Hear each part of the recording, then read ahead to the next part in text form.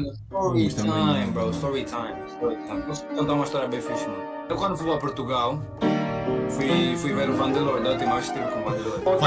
Sim, aquela vez.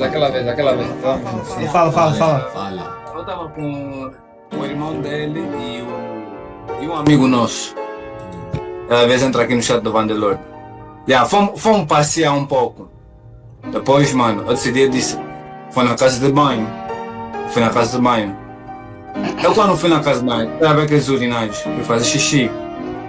Quem entra, o Lorde entra, ele baixa minhas calças, abre o meu rabo, fica lambeu o mano. Fica dizendo, quando ele diz, para, mano, vai fazer o quê? Mas também comecei a gostar. Seu mamão comecei a gostar também, bro. Ele fica a lamber tudo, voltava a fazer xixi, bro. Que papinho é esse, mano?